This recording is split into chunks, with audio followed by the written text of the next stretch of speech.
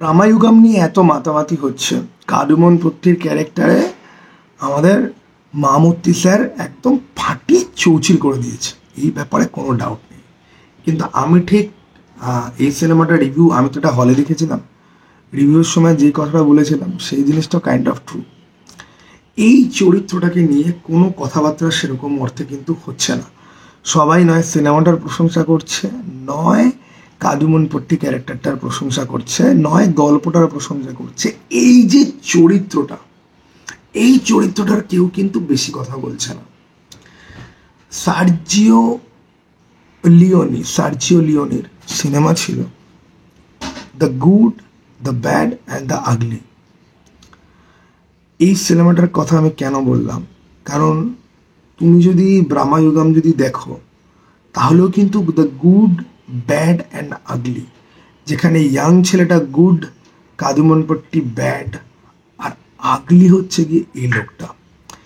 এই তিনটে চরিত্রের মধ্যে এই ইনোসেন্ট যে গুড, সে রিয়েল লাইফে এক্সিস্ট করে, আর এই যে ব্যাড, এটাও রিয়েল লাইফে এক্সিস্ট করে।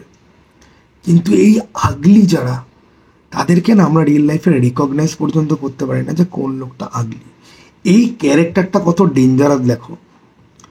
ও ওই বাড়িটার মধ্যে বসে বসে ও ওয়েট করছে যে আমি এখান থেকে বেরোবো, এবং সব থেকে স্কেয়ারি সিন কিন্তু ওর হাত দিয়েই আসে। কাদুমন পট্টি সিনেমাটার ইন্টারভ্যাল পয়েন্টে নিজের ক্ষমতাটা যখন দেখাবে, ওর মধ্যে ভয়ের কোনো লেশ মাত্র ছিল না। তোমরা জিনিসটা কি খেয়াল করেছো? কোনো ভয়ের লেশ মাত্র ছিল না। ইভেন কি কাদুমন পট্টির কোমর থেকে চাবিটাও যখন চুরি করবে, তখনও তো কাদুমন পট্টি ওকে কাইন্ড অফ কনফ্রন্ট করেছে। অ্যান্ড ও কিন্তু কাদুমন পট্টি অ্যাকচুয়ালি কে, তার কতটা পাওয়ার, ও কিন্তু সব থেকে ভালোভাবে জানে। কিন্তু ওর প্রাণে কোনো ভয় নেই। এই যে ভয়হীন ব্যাপারটা ওর মধ্যে, সেই ব্যাপারটা কোথাও গিয়ে ওকে কাদুমন পট্টির থেকেও অনেক বড় শয়তানে পরিণত করে। ও অ্যাকচুয়ালি হচ্ছে গিয়ে ব্যাড ব্লাড। ওকে, ও একটা অবৈধ সম্পর্কের ফসল হচ্ছে গিয়ে ও। এবং ও এখানে এত অপ্রেসড হওয়ার মাঝখানেও ও অ্যাকচুয়ালি সুযোগের অপেক্ষা করছে। প্রথমে কিন্তু ইনোসেন্ট ছেলেটা বাড়িতে এসে যখন পৌঁছাবে, ওর কিন্তু ওকে পছন্দ ছিল না। কেন পছন্দ ছিল না? ওর খালি মনে হচ্ছিল যে এই ছেলেটার জন্য আমার প্ল্যান চোপাট হয়ে যেতে পারে। ঠিক আছে, পরে যখন বুঝতে পারবে যে না আমি এই ছেলেটাকে ইউজ করতে পারি, তখন কিন্তু ও ছেলেটাকে পুরোপুরি ইউজ করবে। আমাদের রাজ্যের রাজনীতি বা স্টেটের রাজনীতি যদি তুমি দেখো, তাহলে দেখবে এই যে আমরা সারাদিন হিরো আর ভিলেন করি, তো গুড ভার্সেস ব্যাড, সাইড লাইনে একটা শয়তান থেকে যায় যে অদৃশ্য, যাকে আমরা দেখতে পর্যন্ত পাই না, যে লড়াইটা লাগায়, যে এই পুরো সাইকেলটা তৈরি করে। যেরকম কেজিএফ 2-তে দেখবে এই অচ্যুত কুমারের চরিত্রটা লাস্টে যখন বেরোবে, যে ও কিভাবে সব কিছুকে ম্যানিপুলেট করেছে। আধীরা, গারুড়ার ফ্যামিলির ফিউড থেকে শুরু করে রকির আসা, he actually manipulated the whole thing. Kesari cinema, Akshay কুমারের কেসরি সিনেমাতে এই ক্যারেক্টারটা ভাই পিওর ইভিল, ও কিন্তু নিয়ে এসছে। জানি না এটা হিস্টোরিক্যালি কতটা অ্যাকিউরেট বা সিনেমাতে এরকমভাবে দেখানো হয়েছে কিনা। ও কিন্তু পুরো ব্যাটালিয়নকে ম্যানিপুলেট করে এই 21 জনের এগেনস্টে দাঁড় করিয়েছে।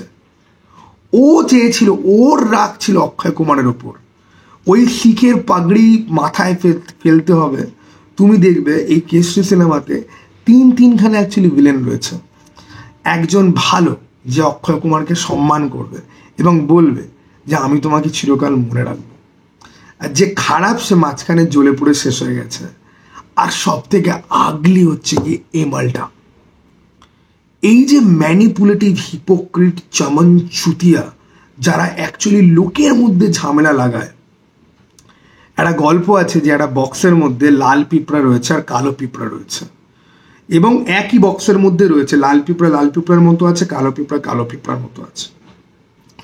বাইরে থেকে কেউ একজন বক্সটাকে ঝাঁকিয়ে দিল, এবং লাল পিঁপড়ে কালো পিঁপড়াকে খাওয়া আরম্ভ করলো, কালো পিঁপড়া লাল পিঁপড়াকে খাওয়া আরম্ভ করলো, যুদ্ধ আরম্ভ হয়ে গেল।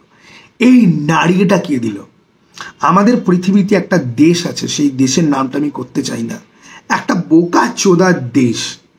সে তুমি দেখবে, তুমি যদি জিও পলিটিক্স যদি ফলো যদি করো, সে মোস্ট অফ দ্য জায়গায় বিভিন্ন রকম দেশের কনফ্লিক্টের মধ্যে সে অ্যাকচুয়ালি রয়েছে, ঠিক আছে? সে লাগায় পেছন থেকে।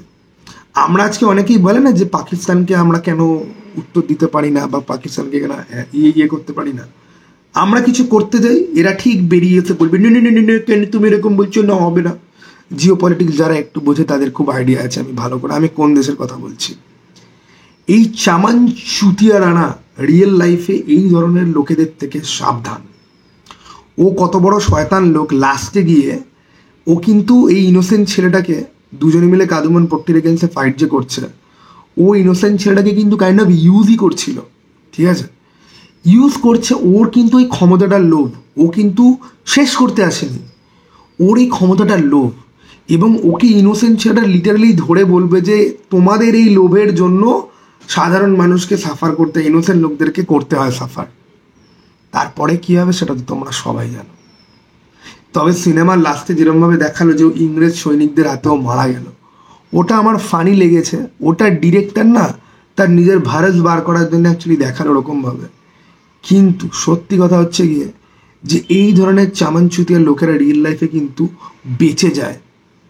একটা কথায় আছে না যে রাজায় রাজায় যুদ্ধ হয়, উলু খাগড়ার প্রাণ যায়।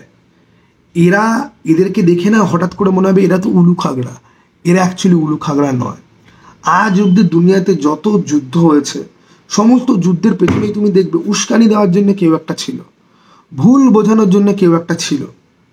হয়তো জিনিসটা সলভ হয়ে যেত, বাট সলভ হয়ে গেলে পরে এর হয়তো প্রফিট নেই। এই ধরনের লোকেদের থেকে শত কোটি দূরে পালানোর চেষ্টা করো, সাবধান এই ধরনের লোকেদের উপর। তোমরা the good and the bad and the আগলি সিনেমাটা দেখবে। আর ব্রাহ্মায়ুগম তো প্রত্যেকে দেখেইছ। ব্রাহ্মায়ুগম নিয়ে আমার চ্যানেলে আরও ভিডিও আসবে। ব্রাহ্মায়ুগম এমন একটা সিনেমা যেটা নিয়ে আমি ঘন্টার পর ঘন্টা, দিনের পর দিন আমি কথা বলতে পারি।